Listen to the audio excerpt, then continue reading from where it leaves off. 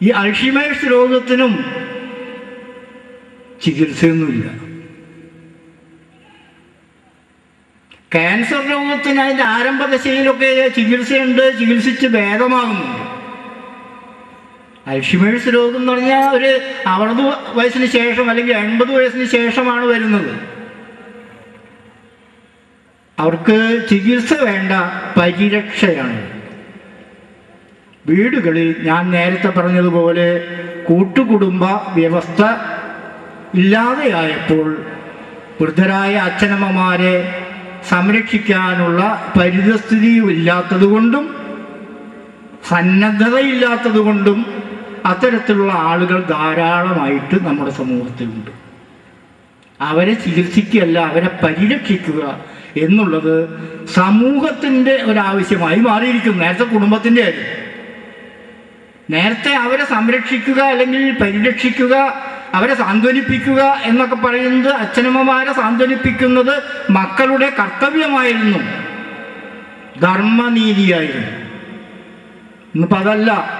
അച്ഛനമ്മമാരെ വയസ്സായാൽ ഏതെങ്കിലും ശരണാലയത്തിൽ കൊണ്ടുപോയി ആക്കാൻ പറ്റുമോ എന്നാണ് പല പുത്രന്മാരും ആലോചിക്കുന്നത് അല്ലെങ്കിൽ ചെയ്തുകൊണ്ടിരിക്കുന്നത്.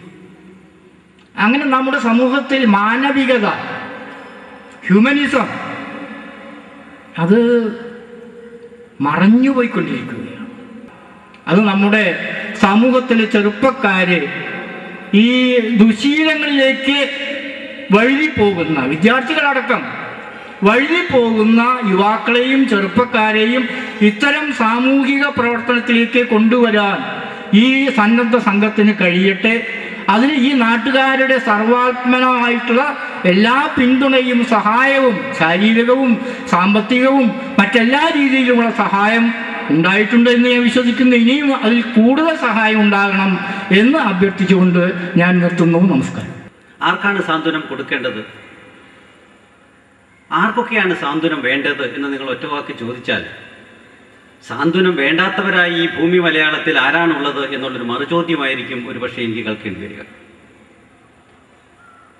അതിലെ വിശദാംശങ്ങളിലേക്ക് ഞാൻ പോകുന്നില്ല. ഇവിടെ നമ്മൾ ഉദ്ദേശിക്കുന്നത് ക്യാൻസർ കൊണ്ടും മറ്റു മാരാരോഗങ്ങൾ കൊണ്ടും വർഷങ്ങളായി നടുവൊടിഞ്ഞ്, ആക്സിഡൻറ്റിൽപ്പെട്ട് മരത്തിൽ നിന്ന് വീണും നടുവൊടിഞ്ഞ് കിടക്കുന്നവർ, വാർദ്ധക്യ സഹജമായ രോഗങ്ങളാൽ പ്രയാസപ്പെട്ട് കിടക്കുന്നവരുടെ ശുശ്രൂഷയാണ് നമ്മൾ ചെയ്യുന്നത്. നരിക്കിനിയിലെ ഈ സംരംഭത്തിൻ്റെ ആവശ്യകത ഞങ്ങളുടെ ശ്രദ്ധയിൽപ്പെടുത്തിയപ്പോൾ ഇത് ഞങ്ങളുടെ പ്രിയപ്പെട്ട കുട്ടികളുടെ മുന്നിൽ താല്പര്യമുള്ളവർക്ക് സഹകരിക്കാമെന്നുള്ള ഒരു നിർദ്ദേശത്തോടു കൂടി അവതരിപ്പിച്ചപ്പോൾ ഏതാണ്ട് 1,00,000 രൂപ ഇതിൻ്റെ ആദ്യഘട്ടത്തിൽ സമാഹരിച്ചു കൊടുക്കാൻ എൻ്റെ സ്ഥാപനത്തിന് കഴിഞ്ഞിട്ടുണ്ട്. ഈ 200 പേരുള്ളത് കുറയട്ടെ എന്ന് ആശംസിക്കാനാണ് എനിക്ക് തോന്നുന്നത്. അത് കൂടരുത് എങ്കിലും ഇതിൻ്റെ പരിധിയിൽ വരുന്ന എല്ലാ പ്രദേശത്തും ഇങ്ങനെയുള്ള ഒരു സംരംഭത്തിൻ്റെ സന്ദേശം എത്തിച്ചാൽ പലർക്കും ഇതിൻ്റെ ഗുണഫലങ്ങൾ അവരുടെ വീടുകളിൽ എത്തിക്കാൻ കഴിയും. നല്ല മനസ്സിന്, നല്ല പ്രവർത്തനത്തിന് എല്ലാവിധ ആശംസകളും നേർന്നുകൊണ്ട് ഞാൻ ഇവിടെ വാങ്ങുന്നു. നിങ്ങൾക്ക് നന്ദി. മറ്റേത് രംഗത്തും എന്നതുപോലെ ആരോഗ്യ മേഖലയ്ക്കകത്തും അതിഭീകരമായ വെല്ലുവിളി നേരിടാൻ വേണ്ടി പോവുകയാണ്. നമുക്കറിയാം, കാലം വളരെ മാറിയിട്ടുണ്ട്. ആധുനിക ശാസ്ത്ര സാങ്കേതിക സംവിധാനങ്ങൾ എല്ലാത്തിനും പരിഹാരം കണ്ടുകൊണ്ടിരിക്കുകയാണ്. ഈ അബോധപൂർവമായ മുന്നേറ്റങ്ങൾ ഒക്കെ നടക്കുന്ന സന്ദർഭത്തിലും ആരോഗ്യ മേഖലയ്ക്കകത്ത് മറ്റേത് മേഖലയിലും എന്നതുപോലെ വലിയ ഒരു ഭീഷണി നിലനിൽക്കുന്നു. നമുക്കറിയാം, കുറേ വർഷങ്ങൾക്ക് മുമ്പ് വരെ വസൂരി പോലുള്ള, പ്ലേഗ് പോലുള്ള മാരകമായ അസുഖങ്ങൾ ബാധിച്ച് മരണത്തിന് വിട്ടുകൊടുക്കുന്ന ഒരു അവസ്ഥയുണ്ടായിരുന്നു. പലതിനും മരുന്നില്ല. അങ്ങനെ പ്രയാസപ്പെടുന്ന ഒരു കാലഘട്ടത്തിൽ നിന്ന് നമ്മൾ ഏറെ മുന്നോട്ട് പോയി. അങ്ങനെ ഇന്നുള്ള തലമുറ മാത്രമല്ല, വരാൻ വേണ്ടി പോകുന്ന ഒരു പുതിയ ഇളം തലമുറ പോലും ഈ രൂപത്തിൽ ക്യാൻസറിലേക്ക് അടുക്കുന്ന ഒരു കാലഘട്ടത്തിൽ പ്രയാസപ്പെടുന്ന ആളുകളെ സഹായിക്കാൻ വളരെ സജീവമായി, നേരത്തെ ഇതിൻ്റെ ജോസ് പുളിമൂട്ടിൽ സൂചിപ്പിച്ചതുപോലെ തന്നെ ഈ കാലഘട്ടം നമുക്കറിയാം, നമ്മൾ എന്ത് കിട്ടും എന്ന് ആലോചിക്കുന്ന ഒരു കാലഘട്ടമാണ്. ഇവിടെ എന്ത് കൊടുക്കാം എന്ന് ആലോചിക്കുന്ന ഒരുപടി ആളുകൾ, വ്രണിതബാധിതരായി നിൽക്കുന്ന മനസ്സിനകത്തും അതേപോലെ തന്നെ ശരീരത്തിനകത്തും വ്രണിതബാധിതരായി നിൽക്കുന്ന ആളുകളെ സംബന്ധിച്ചിടത്തോളം മറ്റൊന്നുമില്ലാത്ത അവസ്ഥ, എല്ലാം നഷ്ടപ്പെട്ട അവസ്ഥ, ആരാരും തിരിഞ്ഞു നോക്കാൻ അവസ്ഥ.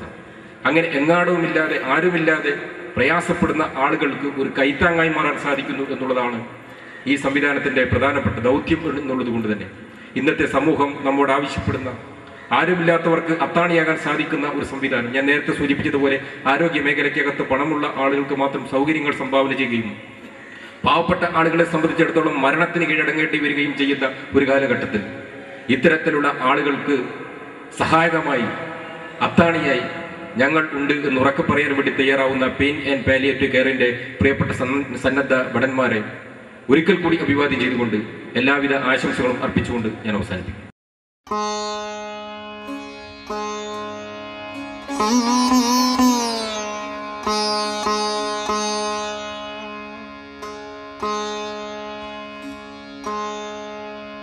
Mm-hmm.